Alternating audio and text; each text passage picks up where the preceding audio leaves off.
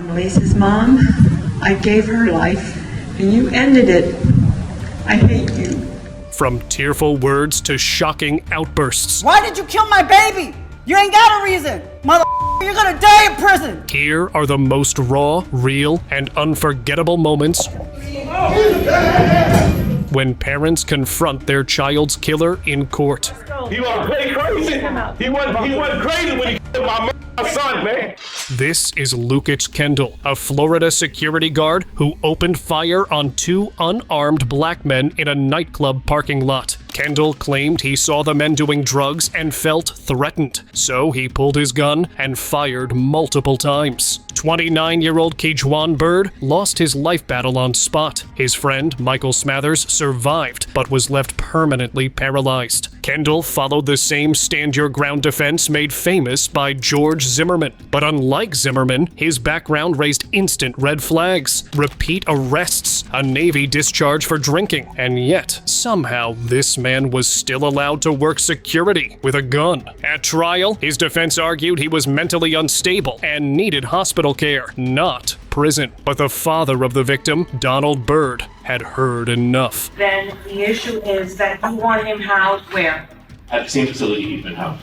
In order to prevent him from decompensating? Yes, Your Honor. He eventually decompensated to the point where he was sitting in a fetal position, naked, not eating, and not interacting with any human being. His heartbreak turned to fury when Kendall's lawyer requested mental health placement. Yeah, but my son is dead, man. My son is dead. He need to go to prison. He don't need to be laying no mental hospital. He need to go to prison, man. Come on, sir. He was crazy. He wasn't crazy when he killed my son, man. He wasn't crazy then, but he crazy now. All of a sudden, he crazy now. The courtroom fell silent as Bird detailed how his son was trying to get away. His bike wedged under the truck as Kendall kept firing, even shooting him in the back. Well, the first thing we need is to address is he's been restored to confidence. Correct, Your Honor. There are two evaluations from Dr. Ruiz Quintana and Dr. Richardson. They both find that he's competent. Kendall was declared competent to stand trial, but things didn't get better. He refused a lawyer, called the trial a charade, and tried representing himself. How is it that you expect to represent yourself? I'm not going to represent. I refuse to participate in the charade. I would advise you to do things the easy way. You wanted a trial. I don't want a trial. This is a charade. The actually coming from outside the vehicle would have to come in that downward. I'm sorry, I'm not sure what you're referring to. His stand-your-ground defense failed. The jury saw through it. Kendall was found guilty on all charges and sentenced to life without parole. Never go in no neighborhood to take people out. Here comes Payton Gendron, the young man behind one of the most disturbing acts of hate seen in recent years. In May 2022, he drove over 200 miles to a neighborhood in Buffalo, New York, specifically chosen for its predominantly black population. Wearing tactical gear and carrying a camera, he walked into Tops Friendly Market and opened fire, taking the lives of 10 innocent black individuals and deeply affecting several others. His plan was chilling, written out in an online manifesto full of conspiracy theories and racist beliefs. In court, he tried to show regret, but that apology didn't ease the pain in the room. I'm very sorry for all the pain I forced the victims and their families to suffer through. I'm very sorry for stealing the lives of your loved ones. I cannot express how much I regret all the decisions I made leading up to my actions on May 14th. I did a terrible thing that day. Because they were black. Looking back now, I can't believe I actually did it. I believed what I read online and acted out of hate. And now I can't take it back, but I wish I could. And I don't want anyone to be inspired by me and what I did. You don't need that! One grieving father, overwhelmed with emotion, suddenly rushed toward Gendron during the hearing. Security quickly stepped in to stop the situation from escalating further. Love our kids! We never go in no neighborhood to take people out!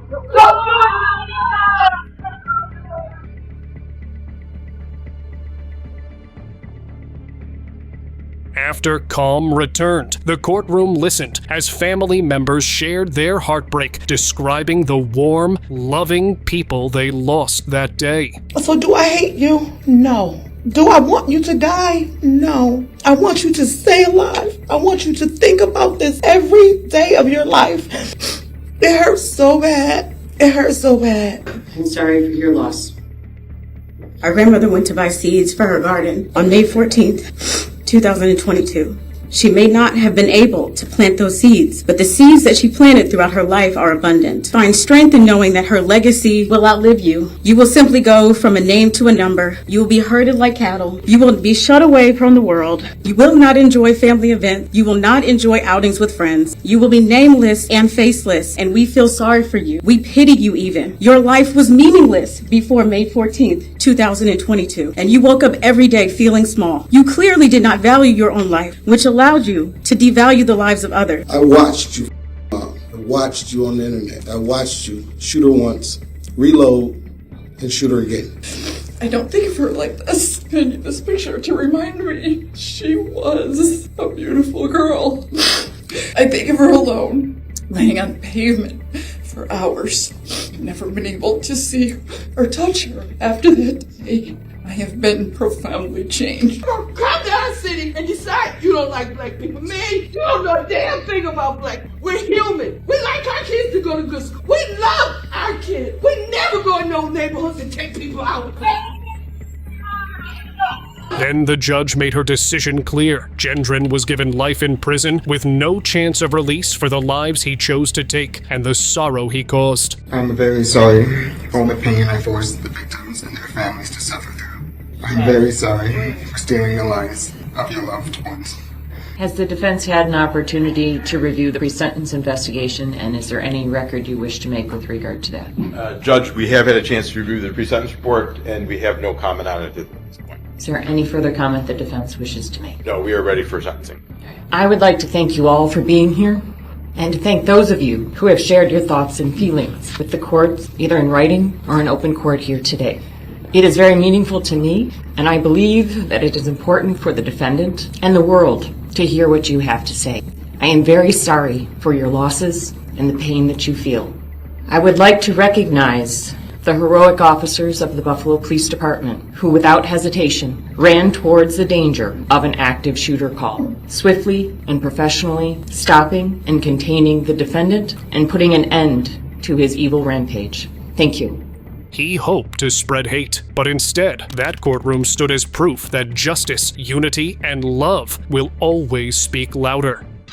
In a shocking afternoon in Grand Rapids, Michigan, when a heated confrontation outside a local salon on Granville Avenue took a dark turn, two men were caught in the chaos. One lost his life, and the other was left shaken and wounded. Authorities soon arrested 22-year-old Andy Gonzalez, linking him to the violent episode.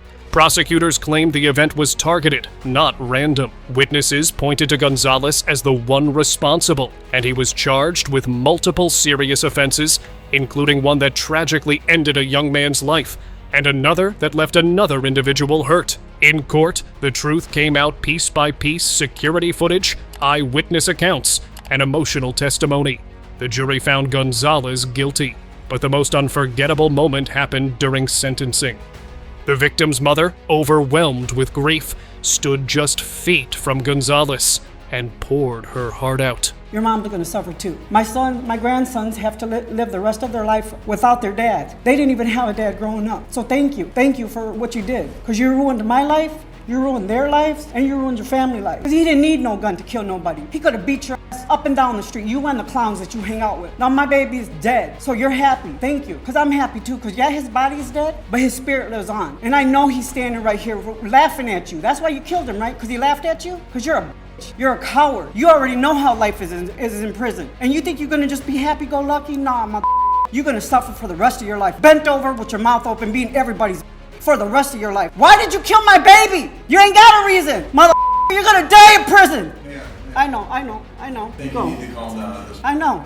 But I have to live the rest of my life without my son. I know. I'm sorry. No, I'm not sorry to you, because you got what you cut. Green light on you. Ain't that what they said? Ain't that what you heard? Good. And I hope you suffer for the rest of your life. But it didn't end there. The victim's wife, holding back tears and anger, also stepped up and spoke directly to Gonzalez. but there's not much to say. You're a coward. Yeah. You're a coward, and you know if you would have fought him that day, he would have beat your ass. And you couldn't take that ass whooping, so you decided to kill him. You decided to go get a gun and kill him, because you don't have the balls to fight like a man. You had to come back around and kill him, because you know he would have whooped your ass. You took my kid's dad from him. Now they have to grow up for the rest of their life without their dad, and he was a dad. He spent every single second caring for them and loving them. And now they have to go on without him, and I have to go on without him and raise my 2 boys without their daddy. You don't even know what it's like to be a father. You're just stupid. You killed him for no reason. You had no rights. And I hope you rot in hell in prison for the rest of your damn life. I hope you get exactly what you deserve in prison, and you know what's gonna happen to you when you go to prison. She ended her message with words that echoed through the courtroom. God forgive me, but I hate you, and I hope you rot in hell for the rest of your life. Gonzalez was then handed a stiff sentence, over 50 years behind bars.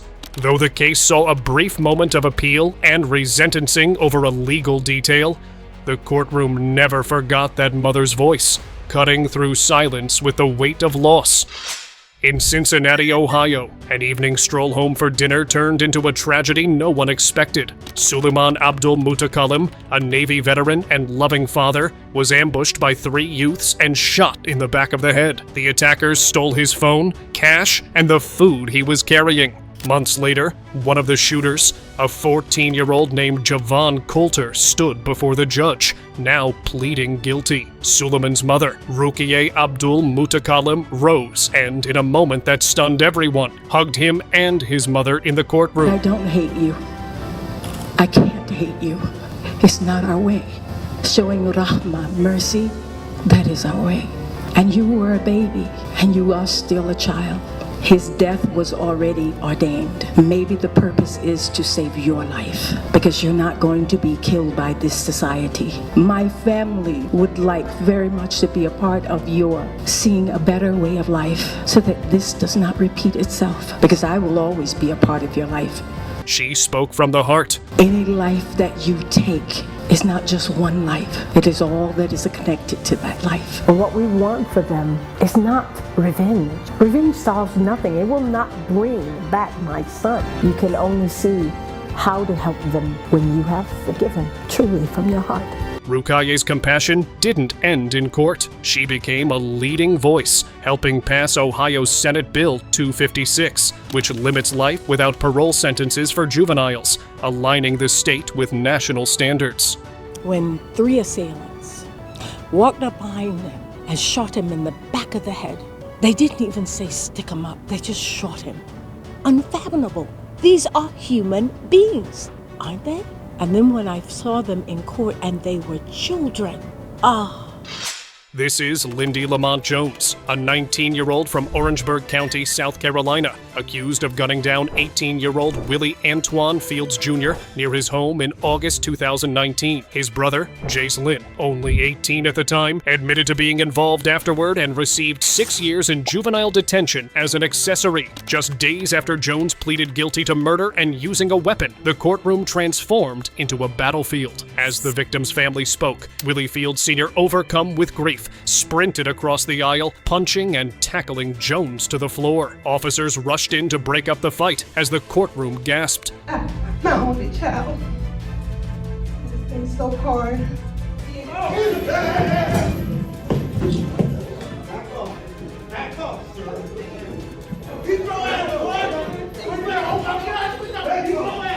The judge paused sentencing and later noted Fields Sr. would face charges for assault and contempt, but many sided with him, writing, "No father should have to bury his innocent son. A broken heart is very real."